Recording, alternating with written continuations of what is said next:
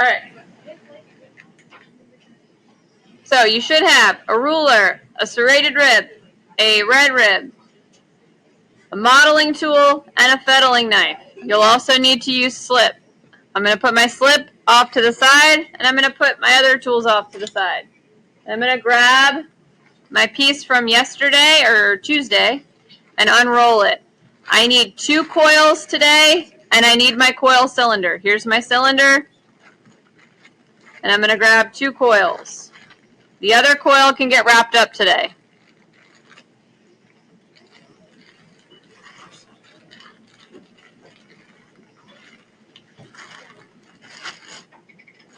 Make sure to turn up your sides too. Now, my coils last period got a little bit dry. So what I'm going to do before I even start today is I'm going to wet my mat,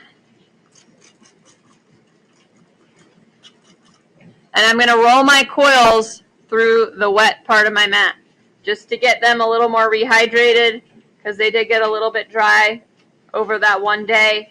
They're not too dry to work with. What the problem is, they might crack a little bit when I try to add them, so that's why I'm going to roll them out.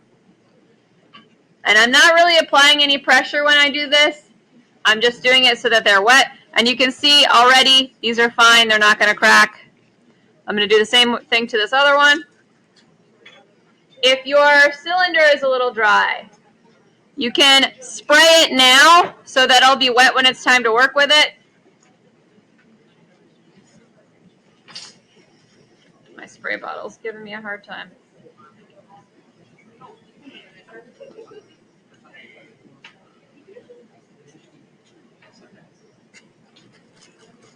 All right, my cylinder I've just sprayed so that it will rehydrate a little bit. I'm rolling my coils through water to help them rehydrate a little bit. All right, now I need to cut my coils. For today's class, you are cutting and making 5-inch rings. So cutting your coils to 5 inches long and making them into rings. So that's my first step. So let's measure out 5 inches using my fettling knife. Remember, we roll to cut coils. So roll to cut. If I could ask that you guys don't have sidebar conversations while I'm doing the demo. After that, then you can.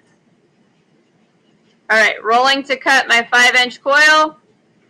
Putting those extra pieces off to the side. I do not need my ruler anymore. You only need it for that step. Now I just need to cut those diagonals. I'm going to do that first. 1, 2. Remember, if you're not sure which way to cut them, you can wrap them around in a circle so that you do.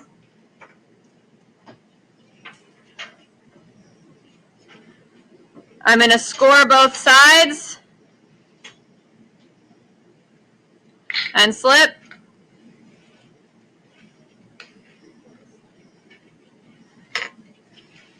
Put it together. Remember, they should line up just like this.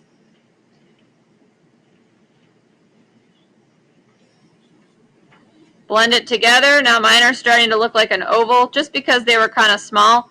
Once I get them blended, I can fix that.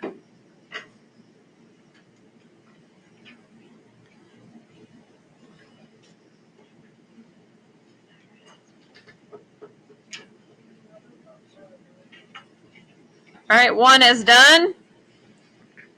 Now I just got to do my second one. Again, score both sides.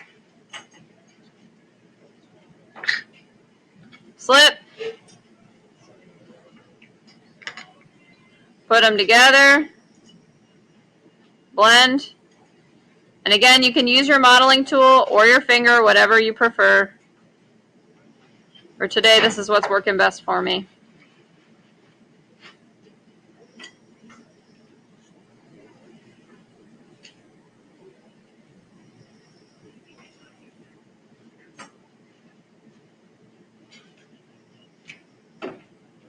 All right, so I've got my 2 5-inch coil cylinders.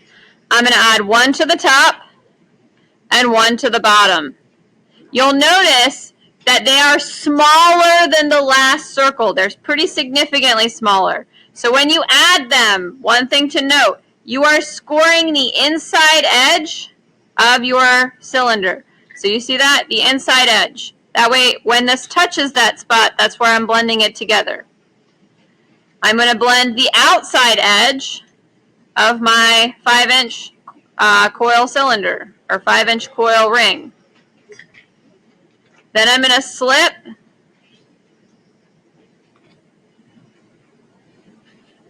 that inside part.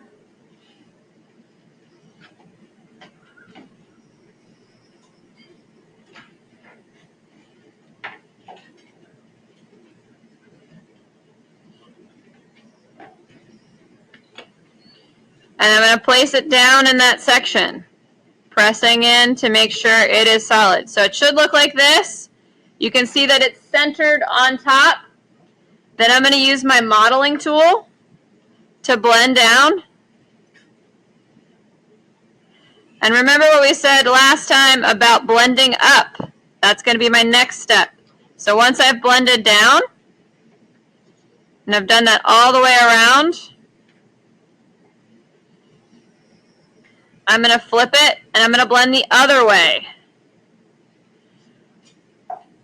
This is going to help get rid of that space between the two and make it more round and less of a stark transition.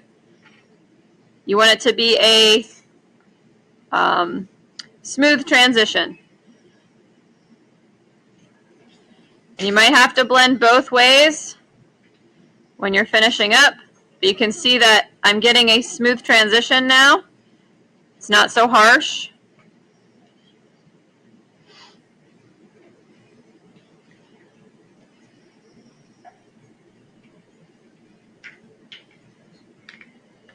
So it should look something like that when you're finished. That's my first one. Now I need to blend the inside as well. It's a little bit harder to blend the inside because it's further away, but that's why we use a modeling tool, because the modeling tool has a long handle, so you can blend even though it's a little further away. I kind of grab and pull down the clay to fill in that space between the two. We're not using slip to fill the gaps, we're using clay. So when you're finished blending the inside, it should look something like that. And you can use your thumb or your finger to smooth it out a little bit more.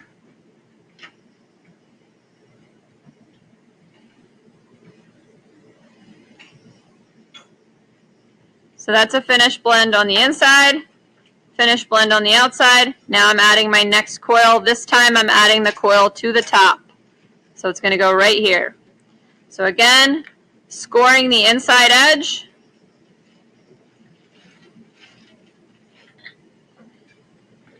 Scoring the outside edge. Slip.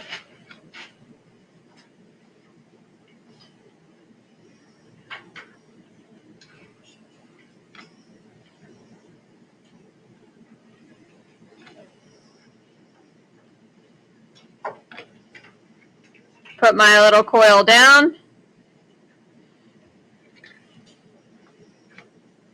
And again, we're blending outside first.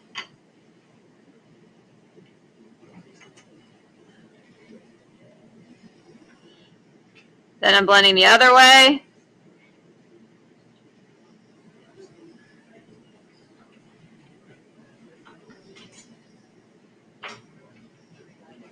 Getting rid of that harsh edge.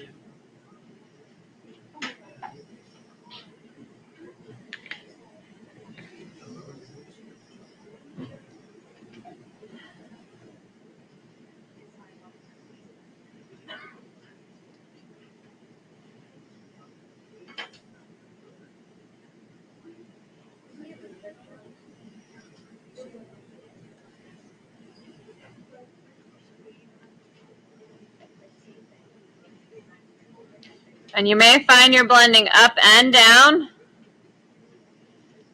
Conversations are getting loud again, guys. I can hear you on camera. Okay, once you're done blending on the outside, you are going to blend the inside again. It's going to be hard for you to see this because of the angle of the camera, but I'm going to blend the inside. Again, same thing. You're using the tool to help you. It's got a long handle, so you should be able to reach inside.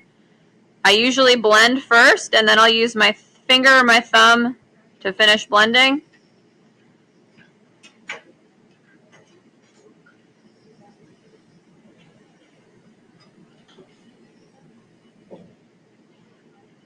All right, so I've blended all the way around. Now I'm just going to use my finger, and I'm going to feel for any rough spots in there and smooth them over.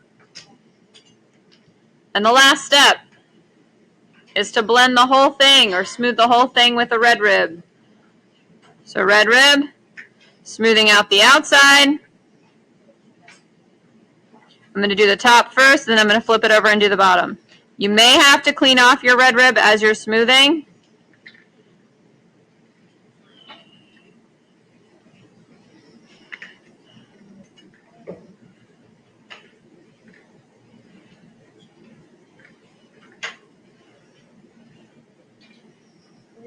Okay, I'm going to flip it over, do the other side.